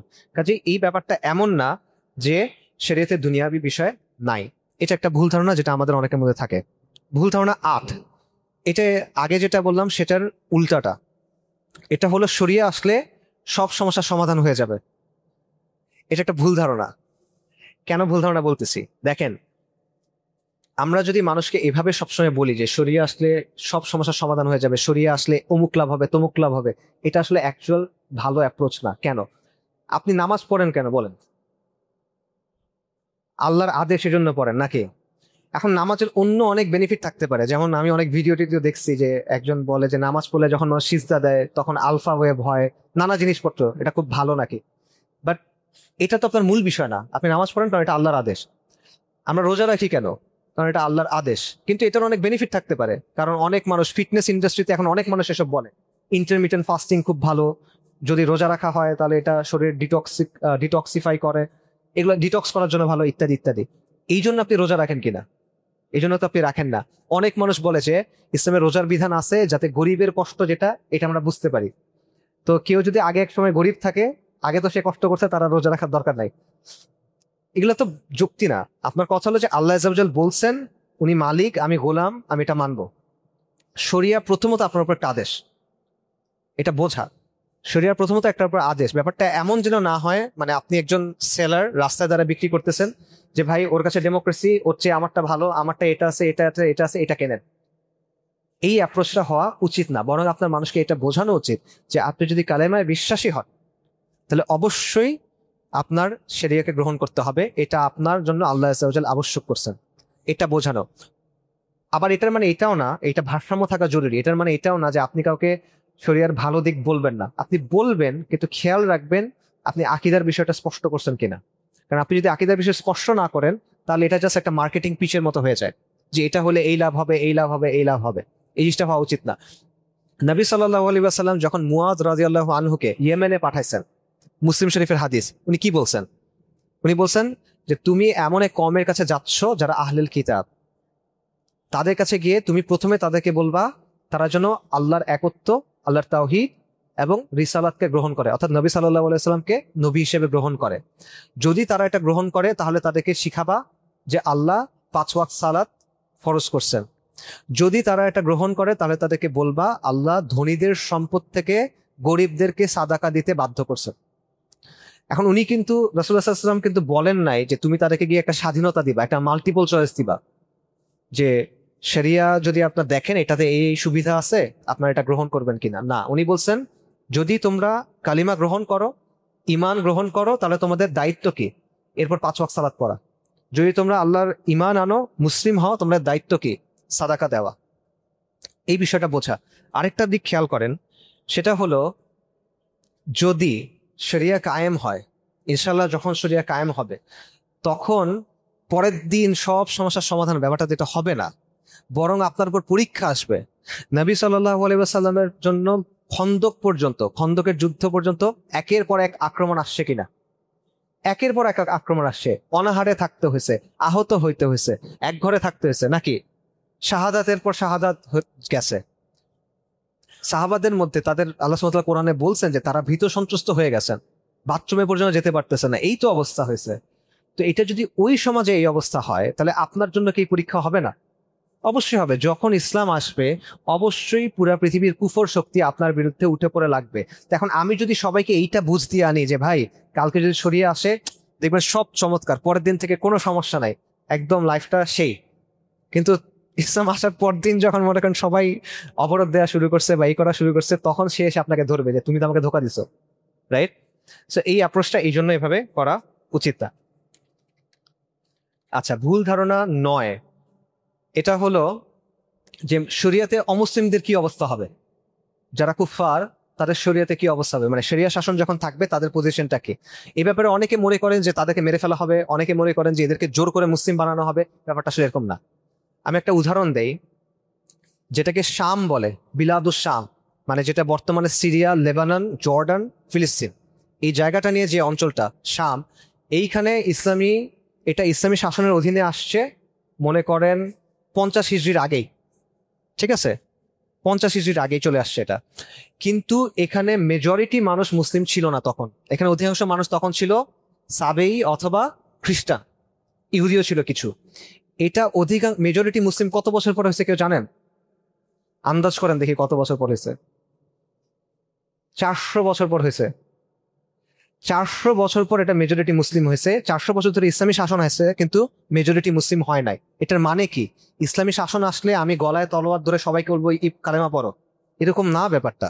সাহাবাদের সময় ব্যাপারটা এমন ছিল না। তারা জিজিয়া দিয়ে ইসলামী শাসকের সাথে, খলিফার সাথে একটা চুক্তি করে সেখানে থাকবে, শরিয়তের বিধান অনুযায়ী কিছু শর্ত মেনে তারা সেখানে থাকবে, সিম্পল। এবং এটা একটা ট্যাক্সের মতো আপনি চিন্তা করতে পারেন। এবং সেই জিজিয়া অনেক ক্ষেত্রে মুসলিমরা যেটা দেবে তার চেয়ে কম। এবং এটা আহলুজ জিম্মা, আহকাম আহলুজ জিম্মা, যেটা যে তাদের নিরাপত্তা মুসলিম শাসক দিবে।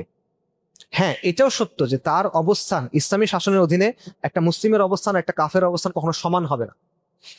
কিন্তু তার অধিকার যেগুলো শরিয়াত দিছে সেগুলো সব নিশ্চিত তাকে দেওয়া হবে। এবং আপনি একটা উদাহরণ দেই, উসমানীদের সময়ে উসমানীর একটা সিস্টেম ইউজ করতে, এটাকে বলে মিল্লাত সিস্টেম। মিল্লাত সিস্টেমে কি হইতো, প্রতিটা কমিউনিটি যারা ছিল, মনে করেন খ্রিস্টান, ইহুদি এবং অন্যান্য যারা, প্রত্যেকটা সম্প্রদায় তাদের মধ্যে তাদের নিজস্ব পারিবারিক সমস্যা, মামলা মোকদ্দমা, শিক্ষা ব্যবস্থা, ধর্মীয় ইস্যু নিজেরা সমাধান করতে পারত। এখানে খলিফা কোনো হস্তক্ষেপ করতেন না।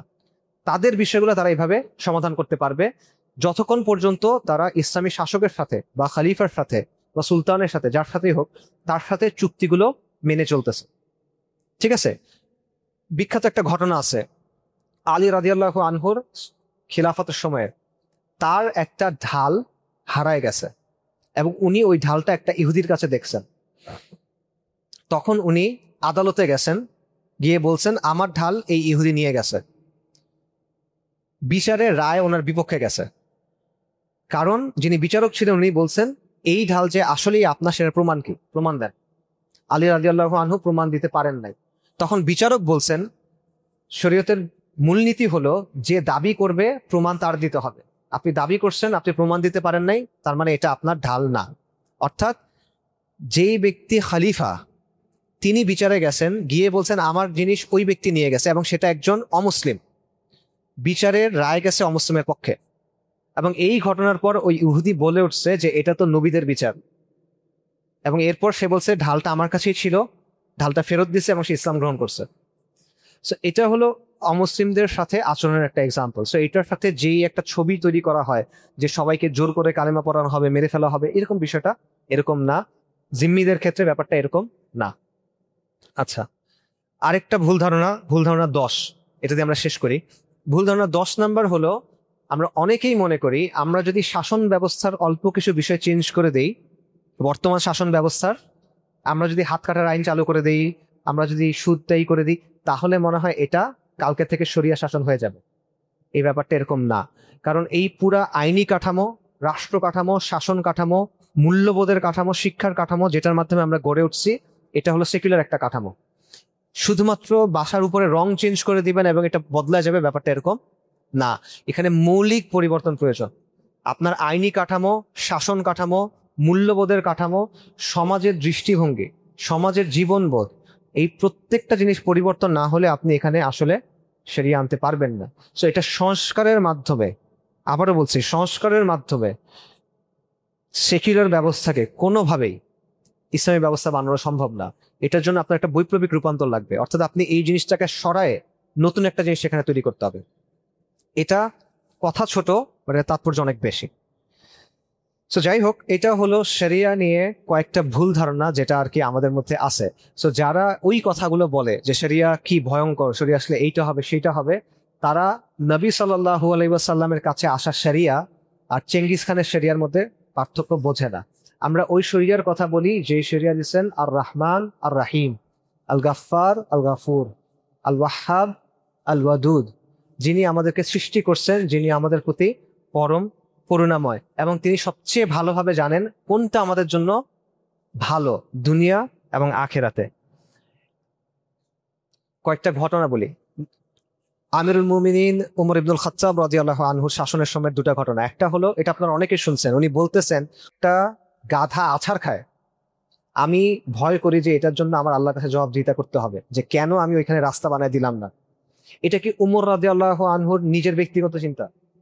না, এটা শরীয়তের শিক্ষা, যে শরীয়ত শাসককে এইরকম দায়িত্ব দেয় যে একটা মাখলুক যেটা মানুষ না, সেটারও যদি ক্ষতি হয়, এই শাসক ভয় পাচ্ছে যে আমার আল্লাহর কাছে জবাবদিহিতা করতে হবে, মানে সে কোন পর্যায়ের খাদেম হইতে হবে তাকে। আরেকটা ঘটনা, সেটা হলো ওমর রাদিয়াল্লাহু আনহুর শাসনের সময় এক ব্যক্তি মিশর থেকে মদিনায় আসছে, কিপ্তি ব্যক্তি, কপ্ট বেসিক্যালি। সো এসে বলতেছে, ওই সময় মিশরের গভর্নর ছিলেন আমর ইবনুল আস রাদিয়াল্লাহু আনহু, ওনার ছেলের নাম মুহাম্মদ। মুহাম্মদের সাথে তার একটা ঘোড়া দৌড় হয়েছে, রেস হয়েছে, এবং ওই রেসে কে জিতছে এটা নিয়ে একটা তর্ক হচ্ছে। তো ওই লোক বলছে আমি জিতছি, আর মুহাম্মদ ইবনে আমর ইবনুল আস উনি বলছেন যে আমি জিতছি। তো মুহাম্মদ ইবনে আমর ইবনুল আস, তার বাবা যেহেতু গভর্নর, উনি কি করছেন, ওই লোককে মারছেন, এবং মারার সময় বলছে আমি সম্ভ্রান্ত বংশের ছেলে, আমি উচ্চ বংশের সন্তান। তো এই লোক উমর রাদিয়াল্লাহু আনহুর কাছে এসে বিচার দিছে।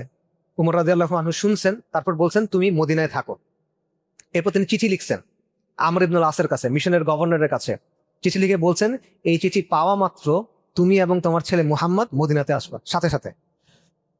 চিঠি পাইছেন, আমর ইবনুল আস ভয়ে ভয়ে মদিনায় আসছেন রাদিয়াল্লাহু আনহু, কারণ ওমর রাদিয়াল্লাহু আনহু চিঠি পাঠাচ্ছেন ঘটনাকে।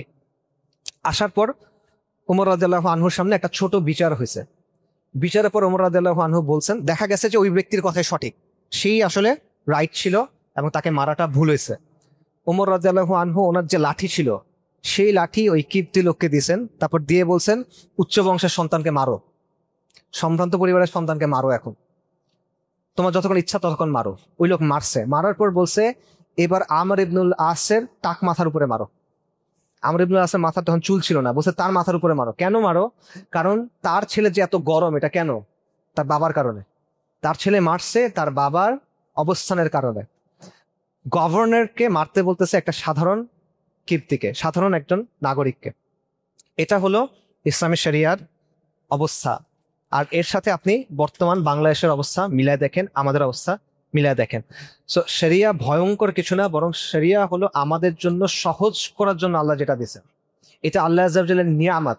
আমি আবারও বলছি, এটা আমাদের উপর আবশ্যক। আল্লাহ যদি চাইতেন আমাদের জন্য এমন বিধান দিতে পারতেন যেটা আমাদের জন্য কষ্টকর, আমরা মানতে পারতেছি না, আমাদের জন্য অনেক কষ্ট হয়ে যায়। আল্লাহ এটা করেন নাই, কারণ কষ্ট হলেও আপনার মানতে হইতো। আপনার তো সুযোগ নাই। আমাদের যে 5 ওয়াক্ত সালাত, এটা যদি 50 ওয়াক্ত হইতো, আপনারা তো জানেন, এই হাদিস তো শুনছেন, মিরাজের রাতের হাদিস। আপনি কি, আপনার কোনো অপশন ছিল কিনা? কোনো অপশন নাই। মালিক যেটা বলবে এটার কোনো বলার কিছু আর নাই। কিন্তু এটা আল্লাহর নিয়ামা, এটা আল্লাহর রাহমা, যে আল্লাহ আমাদের এমন এক শরিয়া দিয়েছেন যেটা বাস্তবতার সাথে মিলে এবং যেটা আমাদের দুনিয়াকে সহজ করে। কিন্তু তারপরও আমরা এই বিষাক্ত জিনিসের পেছনে ছুটতেছি, তারপর আমরা ওই বিষয়ের পিছনে ছুটতেছি যেটা আমাদেরকে ধ্বংসের দিকে নিয়ে যাচ্ছে দুনিয়া এবং আখেরাতে। আমরা কোন শরিয়ার কথা বলতেছি? আমরা ওই শরিয়ার কথা বলতেছি যেটা পিতাকে নির্দেশ দেয় তার সন্তানের প্রতি স্নেহশীল হইতে, যেটা সন্তানকে নির্দেশ দেয় তার পিতামাতার সেবা করতে বৃদ্ধ বয়সে, যে বয়সে আমাদের সমাজে আমরা গিয়ে কি করতেছি এখন, বৃদ্ধাশ্রমে গিয়ে দিয়ে আসতেছি। এটা ওই শরিয়া যেটা শাসকদেরকে বলে যে তুমি প্রজাদের খাদেম, তুমি প্রজাদের প্রতি নমনীয় হবা, অন্যের বিচার করার আগে নিজের বিচার করবা। এবং এটা হলো ওই শরিয়া যেটা প্রত্যেকটা মানুষের, সে মুমিন হোক অথবা সে কাফের হোক, তার যে হক আছে, প্রত্যেকটা মাখলুকের যে হক আছে সেটার নিশ্চয়তা দেয়। আপনারা এই ঘটনা শুনছেন যে আব্বাসি খলিফা মুতাসিম বিল্লাহর সময় একজন নারীকে সীমান্তবর্তী প্রদেশে রোমানরা ধরে নিয়ে গেছে, এবং সেই মহিলা তখন চিৎকার করে বলছে ওয়া মুহতাসিমা, যে হে মুহতাসিম, এরকম। তখন রোমানরা হাসতেছে যে তুমি কি মুহতাসিমকে ডাকতেছো? তুমি কি মনে করছো সে এখন এখানে আসবে? তুমি মনে করতেছো যে মুহতাসিমের সাদা কালো ঘোড়া আছে, সেই ঘোড়া করে সে এখন আসবে? এই খবর যখন মুহতাসিমের কাছে পৌঁছাইছে, মুহতাসিম বলছে লাব্বাইক। মুহতাসিম বলছে সৈন্যবাহিনী প্রস্তুত করো, যে সৈন্যবাহিনীর শুরুতে থাকবে 4000 ঘোড়া, সাদা কালো ঘোড়া। কেন সাদা কালো ঘোড়া? কারণ ওই রোমানরা বলছিল যে তুমি কি মুহতাসিমকে ডাকতেছো, তুমি মনে করতেছো মুহতাসিম তার সাদা কালো ঘোড়ায় চড়ে আসবে। এই কারণে মুহতাসিম বলছে যে একটা বাহিনী পাঠাও, যে বাহিনীর শুরুতে 4000 অশ্বারোহী থাকবে, সবাই সাদা কালো ঘোড়ায় থাকবে, তাদের সামনে আমি থাকবো। আজকে আমাদের মানে মুসলিম বোন বলেন, নর্মাল মুসলিম বোন বলেন, ভাই বলেন, তাদের মানে জীবন, জান, মাল, সম্পদ কোনো কিছু নিরাপত্তা আমরা দিতে পারি না। কারণ আমরা আল্লাহ আজ্জা ওয়া জাল আমাদেরকে যে সম্মানের পথ দিয়েছেন সেটা ফেলে দিয়ে আমরা লাঞ্ছনার পথ, জিল্লতির পথ, অপমানের পথ ফলো করে যাচ্ছি। আমরা ওই শরিয়ার কথা বলতেছি। এই যে ধন সম্পদ লুট করে সুইস ব্যাংকে টাকার পাহাড় বানায়, এই যে ধন সম্পদ লুট করে মালয়েশিয়াতে সেকেন্ড হোম বানায়, কানাডায় বেগম পাড়ায় বাসা বানায়, আমরা ওই শরিয়ার কথা বলছি যেটা এগুলো বন্ধ করবে। আমরা এই যে আমাদের মানুষের মানে কত কষ্টের টাকা, মানুষ দিন রাত খেটে তাদের মানে ঘামের, চোখের পানির, রক্ত দিয়ে ইনকাম করা টাকা, সেই টাকার কত টাকা বাংলাদেশ থেকে পাচার হয়েছে? লক্ষ কোটি, লক্ষ কোটি টাকা। 15 বছরে লক্ষ কোটি টাকা পাচার হয়েছে। আর গত 1 বছরে কমিশন হয়েছে, চাঁদাবাজি হয়েছে কত, কেউ জানে না। আমরা ওই শরিয়ার কথা বলি যেটা এগুলো বন্ধ করবে। আমরা ওই শরিয়ার কথা বলি যেটা এই যে চাঁদাবাজি করে, এই চাঁদাবাজির জন্য গিয়ে মানুষকে মারে, মানুষকে মানে অমানবিক ভাবে মানে পাথর মেরে মেরে তাকে হত্যা করতেছে, কোপায় কোপায় হত্যা করতেছে। আমরা ওই শরিয়ার কথা বলি যেটা খালি এটা বন্ধ করবে না, যারা এটা করে তাদেরকে এমন শাস্তি দিবে পরবর্তীতে আর কেউ এটা করবে না কখন। আমরা ওই শরিয়ার কথা বলি যেটা সবাইকে উপযুক্ত শাস্তি দিবে। আপনি এইটা বলবেন না, অবাস্তব কথা বলবেন না যে গুম, খুন, নির্যাতন, ক্রসফায়ার কেউ করে নাই, শুধু একটা লোক করছে, একটা লোক 1000 মানুষ হত্যা করছে। এই অবাস্তব গাল গল্প কাকে বলেন আপনি? একটা মানুষের 1000 লোক হত্যা করতে কদিন লাগে হিসাব করেন তো আপনি। সে কি দিনের প্রতিটা ঘন্টায় সে মানুষ হত্যা করতেছে? প্রতি ঘন্টায় একজন করে মানুষ, তার রুটিন করে মানুষ হত্যা করে। এইসব অবাস্তব কথা কাকে বোঝায়? একটা প্রাতিষ্ঠানিকভাবে বাংলাদেশের নাগরিকদের ধরে ধরে গুম করা হয়েছে, অত্যাচার করা হয়েছে, খুন করা হয়েছে, মিথ্যা মামলা দেওয়া হয়েছে, সেটার বিচার কিন্তু বাংলাদেশে হয় নাই, হবে বলে মনে হচ্ছে না। কারণ আপনি একটা গল্প সাজাইছেন যে এটা একজন লোক করছে সব। শরিয়া হলো ওই ব্যবস্থা যেটা এখানে এরকম কোনো কিছু হবেই না। শরিয়া হলো ওই ব্যবস্থা যেটা এমন একটা সিস্টেম তৈরি করে যেখানে এরকম কোনো কিছুই হবেই না। এবং শরিয়া হলো ওই ব্যবস্থা যেটা নিশ্চিত করবে যে জনগণ, শাসক কখনো এই ধরনের জুলুম মানুষের উপর করতে পারবে না। সো শরিয়া হলো ওই অবস্থাটা নিশ্চিত করবে যে আমাদের সমাজে ডাস্টবিনের ছোট বাচ্চা পড়ে থাকে, নবজাতক শিশু পড়ে থাকে, ছাত্রী হোস্টেলের ট্রাঙ্কের ভেতরে, জাহাঙ্গীরনগরের ঘটনা আছে এরকম, ছাত্রী হোস্টেলের ট্রাঙ্কের ভেতরে নবজাতক শিশু পড়ে আছে। শরিয়া হলো ওই ব্যবস্থা যেটা নিশ্চিত করবে এটা ঘটবে না। শরিয়া হলো ওই ব্যবস্থা যেটা নিশ্চিত করবে যে সীমান্তে ফেলানিদেরকে এভাবে মেরে ঝুলাই রেখে যাবে, এটা হবে না। ওরা যদি এটা করে ওদেরও ওই অবস্থাই হবে। আজকে আমরা বাংলাদেশের এত আবাদি, মানে এত মানুষ, বাংলাদেশের এত মানুষ তো রিজিক নিয়ে আসছে আল্লাহর কাছ থেকে। তা রিজিক নিয়ে আসছে না, এত মানুষ রিজিক নিয়ে আসছে। এই রিজিক থেকে যেই প্রতিটা জায়গা থেকে আপনি টাকা কাটতেছেন, তার ভ্যাট কাটতেছেন, তার ইনকাম ট্যাক্স কাটতেছেন, জমির ট্যাক্স, এই ট্যাক্স সেই ট্যাক্স, রাস্তায় চাঁদাবাদি। আপনাদের এখানে আসার সময় আমাদেরকে হাতি দিয়ে থামায় টাকা নিচ্ছে, কথার কথা আর কি। তো এরকম জিনিস কন্টিনিউয়াসলি আপনি নিচ্ছেন, এরপর এটা কোথায় খরচ করেন? আপনি এটা খরচ করেন হারামের জন্য, আপনি এটা খরচ করেন কুফরের জন্য। শরিয়া হলো ওই ব্যবস্থা যেটা এগুলো সবগুলো বন্ধ করবে। আজকে আমরা এত আবাদি, এত মানুষ, পৃথিবীর সব জায়গায় বাংলাদেশের মানুষ আছে, পৃথিবীর সব জায়গায় বাংলাদেশের মানুষের ভালো অবস্থানও আছে, সবার ভালো অবস্থান নাই, বাট আপনি সিলিকন ভ্যালি বলেন, আমেরিকার আইটি জায়গাগুলোতে, সেখানেও দেখবেন বাংলাদেশের ভালো মানুষ আছে, গুগলে কাজ করে, অ্যামাজনে কাজ করে, বড় ব্যবসা করে, সব জায়গায় আছে। কিন্তু জাতি হিসেবে আমরা অপমানিত এবং লাঞ্ছিত। এটা কোনো ভুল কথা না, বাস্তবতা। পুরা বিশ্বে বাংলাদেশ যখন বলে, কেউ সম্মানের অবস্থান মনে করে না। তো এই সম্মানের অবস্থান আমরা মনে করবে কেন? কারণ আমরা নিজেরা নিজেদেরকে সম্মানিত মনে করি না। আমরা নিজেরা এমন সব জিনিসের পেছনে ছুটতেছি যেটা আমাদের কখনো সম্মান দিবে না। তো শরিয়াকে নিয়ে ভয় পাওয়ার কিচ্ছু নাই। শরিয়া নিয়ে আমি আপনাকে একটা উদাহরণ দেই। আব্দুল্লাহ ইবনে উবাই, যেই সমাজে শরিয়া সবচেয়ে ব্যাপকভাবে নিখুঁতভাবে বাস্তবায়িত হয়েছিল, এটা হলো মদিনা, রাসূলুল্লাহ সাল্লাল্লাহু আলাইহি ওয়াসাল্লামের সময়। আব্দুল্লাহ ইবনে উবাই মুনাফিকদের সর্দার, রাইট? এই ব্যক্তিকেও মদিনাতে শাস্তি দেওয়া হয় নাই, কারণ সে প্রকাশ্যে ইসলামের বিরোধিতা করে নাই। তো আমাদের সমাজে আমাদের যে মুসলিম ভাই বোনরা আছে, যারা হয়তোবা দিন পালন করতে পারেন না, যারা হয়তোবা গুনাহ করেন, যারা হয়তোবা কবিরা গুনাহ করেন, তারা আব্দুল্লাহ ইবনে উবাইয়ের চেয়ে ভালো না খারাপ বলেন? তাদের পায়ের ধুলো আব্দুল্লাহ ইবনে উবাইয়ের চেয়ে ভালো। তো তাদের ভয় পাওয়ার কি কারণ আছে? ভয় পাওয়ার কোনো কারণ নাই। শরিয়া নিয়ে ভয় পাবে কে?